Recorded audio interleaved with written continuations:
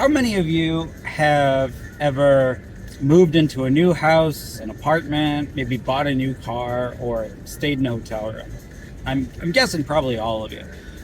And in all of those cases, you are, with maybe the exception of a brand new house that you built or a brand new to you car, you're basically moving into someone else's space. What I'm curious about on this Spicy Monday, how often when you move into someone else's space to make it your own, do you live in it the way the last owner lived in it? If I focus on the hotel room as an example, if you walked into a hotel room and you saw that the last occupants' sheets were still there, towels were still there, trash was still there, you'd be grossed out, right? And what would be your immediate reaction if you saw that? It wouldn't be, I need to deal with it, or I need to chase down the last occupant. No, you'd call the hotel, right? And right away, you'd be like, what the hell's going on?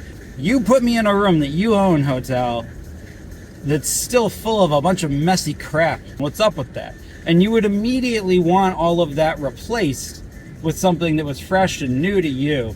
While you understand that there could be some wear and tear or major choices made about that used item that you're gonna have to deal with for the time being, that were the last person's decisions, maybe that's wallpaper, maybe that's flooring. Largely, anything that we can change and anything that we can adapt and make our own, we're certainly going to do, and we're damn sure going to clean the place and remove all the trappings that we possibly can of the last people to live there. Why I bring all of this to you this morning is, how come we don't do the same damn thing with our onboardings when we bring on a new client at an MSP? And a week from now, I will be in Orlando at MSP GeekCon, where I will be presenting on a subject very near and dear to my heart, because it upsets so many of you and causes you to clutch your pearls. That's right, how terrible most of you are approaching your client onboardings. All too often what I see are MSPs who, at the very least, semi-rely on, and at the worst, actually get openly frustrated when they take over an environment from another MSP and basically aren't provided with everything they need to move in exactly the way they want it. Which, if you think about it, is kind of ridiculous, because there's very few other situations in real life where anything would work that way. But yet in our onboardings, we almost expect that the environment is already going to be welcoming, tailored, configured to suit us, which is really a fundamentally ridiculous concept. But that's not why I am here today, to tell you that that is ridiculous. Instead, I want to point out just the simple fact that it doesn't even really matter. Let's take the example of the hotel room again. You don't own that hotel room. And other than what you've brought with you, you don't own anything in that room. All of that you are renting from someone else who owns it. None of it is yours. For the duration of time you stay in that hotel room, the hotel is basically entering into a contract with you where the hotel is saying, we trust you to take care of our property for us for the, a couple of nights you're here, and in exchange, we're going to provide you a clean, quiet, and hopefully safe area that you can, sleep and rest in. That situation, you are basically the tender of someone else's property.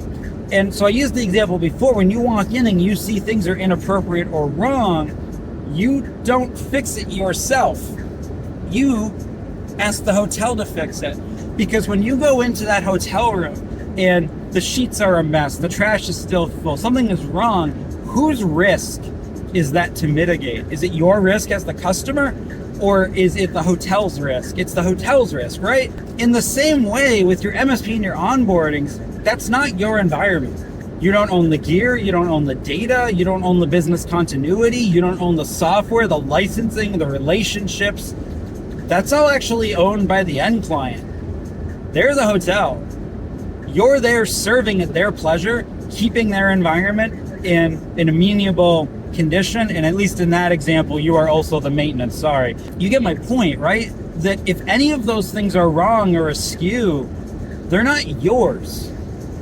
They're the end clients. But so many of us approach our onboardings where we immediately assume and project a sense of ownership over all of that equipment in that environment, which I understand, because as a service provider, you want to communicate a certain level of urgency and ownership of basically ownership of the agency and the ability to move that client forward and meet their needs. So a little bit of ownership theater is important, but it's theater. It's not yours. And the problem when you come in as an MSP and you are relying on the old provider to get everything squared away for you in order to do the onboarding is you are basically claiming ownership, but at the same time abdicating 100% of the ability to own or control anything in front of your client. That is effectively now like a travel agent saying, I guarantee you, Dean won't make a mess of this room. That's not how things work. And what do you do at a hotel? You basically pay a room deposit, and the hotel absolutely will bill you for anything you damage that they need to fix or replace, and they won't be kind about it either. They will charge you hospital rates for everything. And so you need to embody that same mentality when you're taking on a new client. Early on, before you even start onboarding them, before a single piece of your software that's going to be installed for the contract touches a single one of their systems, you should already know from discovery the rough lay of the land. You know, what you need, what you don't need, and specifically, what's their risk? And if you can't tell a client right away, before you touch a damn thing, before the support contract starts, before they've abandoned their old provider, exactly what their risk exposure is, if you don't get what you need in a certain order, you've already failed, my friends. You are a hotel that just takes a handshake promise that the person in the room won't ruin it with no recourse. And none of you would do that if you were a hotel owner, but yet you're willing to do that as an MSP.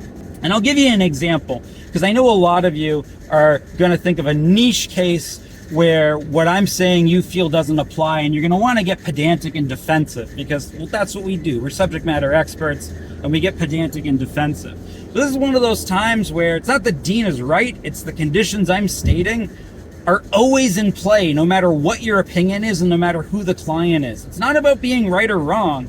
It's a variable in the environment you're working in.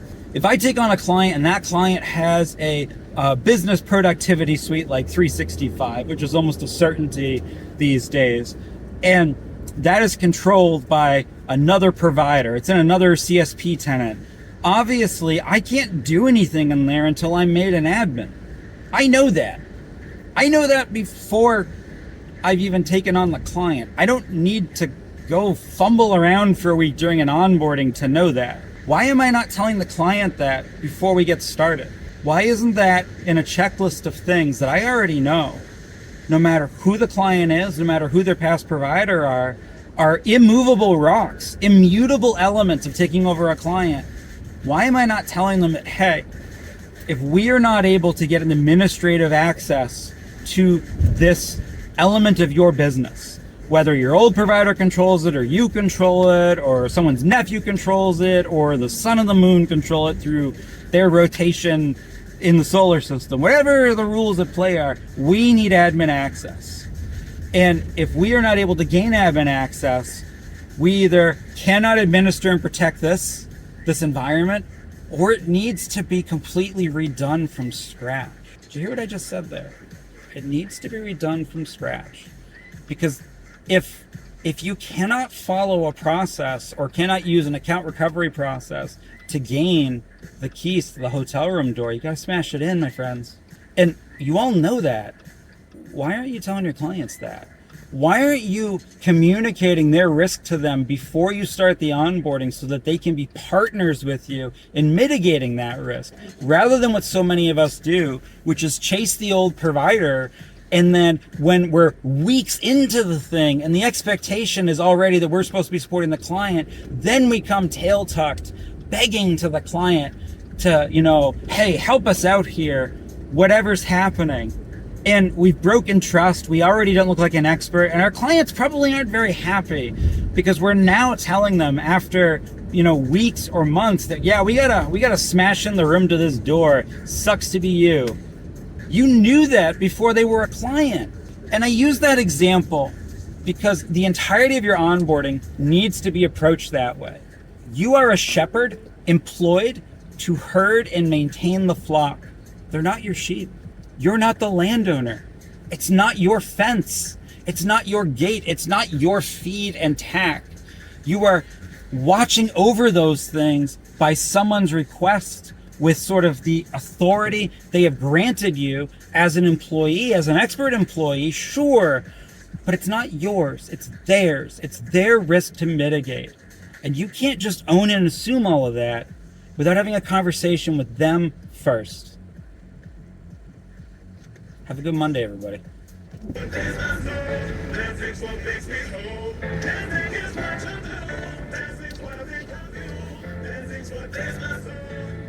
What makes me whole.